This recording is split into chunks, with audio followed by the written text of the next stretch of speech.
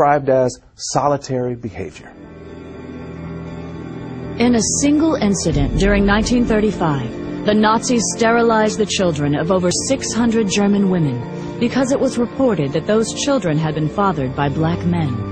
When news of this reached the United States, a member of the American Eugenics Society named Walter Ashby Plecker wrote a letter to the German Bureau of Human Betterment and Eugenics, praising them for the action and expressing his hope that not one child had been missed.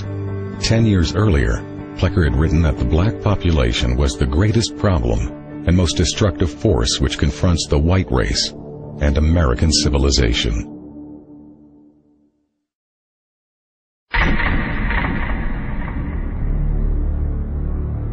Eugenics goals are most likely attained under a name other than eugenics. Frederick Osborne, President and founding member of the American Eugenics Society. By the late 1930s and early 1940s, revelations about Nazi and fascist atrocities in Europe were causing the public to become increasingly uncomfortable with terms like eugenics and population control. This alarmed the leaders of the American Birth Control League, who were aware that this shifting attitude could impact both their ability to implement their racial agenda and their ability to raise funds. They were also aware that the connections between the American Birth Control League and the Nazis were starting to become known. Marketing research had shown them that in this environment, they needed to move away from words like control in favor of less threatening words like planning. So in 1942, they changed the name of the organization. From then on, the American Birth Control League would officially be known as Planned Parenthood. The important thing to understand here is that this name change did not change the organization's agenda. The same people were still in control, they were still obsessed with race, and they were still dedicated to eugenics. Today, defenders of Margaret Sanger will often try to hide her racism by claiming that she was not really a eugenicist, and that Planned Parenthood was never part of the eugenics movement. But the truth is that as late as 1956, the American Eugenics Society listed Sanger as a member of the organization. In addition, many of Sanger's colleagues and the people whose writings she published, as well as many of Planned Parenthood's officers, were also known to be members. In fact, the ties between Sanger and the eugenics movement were so well established that in the 1920s, Sanger pursued a plan to merge the American Birth Control League, or Planned Parenthood as it was later called, with the American Eugenics Society. However, despite Sanger's efforts, the merger plan died after being rejected by the leadership of the American Eugenics Society. As an alternative, Sanger then proposed that the two organizations at least combine their publications into one magazine. But again, that idea was also rejected by the American Eugenics Society. The eugenic and civilization value of birth control is becoming apparent to the enlightened and the intelligent. The campaign for birth control is not merely of eugenic value, but is practically identical in ideal with the final aim of eugenics. Margaret Sanger, 1921. In her autobiography, Margaret Sanger wrote about a speech she gave in 1926 at a Ku Klux Klan rally in Silver Lake, New Jersey. The Planned Parenthood founder bragged about the fact that afterward, she was invited by 12 other Klan chapters to speak at their events. At about the same time the American Birth Control League was changing its name to Planned Parenthood, a lot of books and reports began coming out that attempted to put a happy face on eugenics, and many of them were written by people that were associated with Planned Parenthood. The strategy here was obvious. Since the Nazis had turned eugenics into a four-letter word, the American eugenics movement decided it was time to lay low.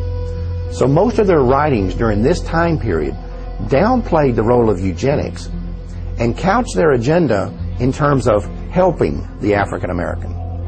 Perhaps the best example of this is a 1,500-page book by eugenicist Gunnar Myrdal called An American Dilemma, The Negro Problem in Modern Democracy.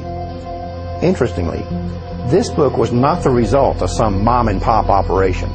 Myrdal had 75 assistants working on this project whose salaries were being paid for by the Carnegie Corporation. And Carnegie had been a major player in the eugenics movement for many years. Gunnar Myrdal and his wife Alva were both involved in eugenics. They were funded by both the Rockefeller Foundation and the Carnegie Corporation. They were also closely linked to a Swedish eugenics program which forcibly sterilized 66,000 people. When you read Chapter 7 of this book, it becomes undeniable that this is a blueprint for the modern eugenics movement that we still see in the United States today. The bottom line is that Gunnar Myrdal believed that not only could blacks not help themselves, he felt that nobody could help them, and the only solution in his eyes was to get rid of them. Commonly, it is considered a great misfortune for America that Negro slaves were ever imported. The presence of Negroes in America today is usually considered a plight of the nation. Chapter 7, page 167. All white Americans agree that if the Negro is to be eliminated, he must be eliminated slowly, so as not to hurt any living individual Negroes. Chapter 7, page 168. The only way possible of decreasing Negro population is by means of controlling fertility. Chapter 7, page 170. Birth control facilities could be extended relatively more to Negroes than to whites, since Negroes are more concentrated in the lower income and education classes. Chapter 7, page 176. One thing I find very revealing about Chapter 7 is the first paragraph. Myrdal uses U.S. Census Bureau figures to show that between 1790 and 1940, the black population in the United States increased 17 times. At the same time, those Census Bureau figures show that the white population increased 37 times. However, neither Myrdal nor any other eugenicist wrote anything about what to do about that part of the population that was increasing twice as fast as the black population. Gunnar Myrdal's book on how to resolve what he called the Negro problem was published in 1944 by Harper & Brothers of New York. 4 years earlier, the same company, which is today known as HarperCollins, had also published a book by one of the founding members of the American Eugenics Society. At the time that Harper & Brothers published these books, its president was a man named Cass Canfield, who would later become the national president of Planned Parenthood.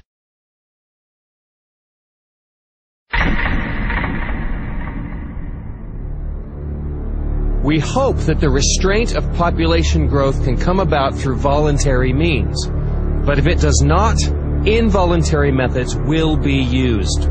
Dr. Donald Minkler, 1972. Donald Minkler was the president of the American Association of Planned Parenthood Physicians and a member of the board of directors of Planned Parenthood Federation of America. Like many of those in the eugenics movement, he understood that their plans would not always be voluntarily adopted, and that the use of governmental coercion or even force might one day be necessary. The idea of forced eugenics was not something that suddenly developed in the 1970s. In a 1929 speech, American eugenicist Samuel Holmes had proposed that mandatory birth control should be used as a tool to eliminate what he called the menace to the white race that had been created by increases in black population. His solution was to have a quota system in which the right to have a child would be controlled by the government and determined by race. At the time, Holmes was on the National Council of the American Birth Control League, which would later become known as Planned Parenthood.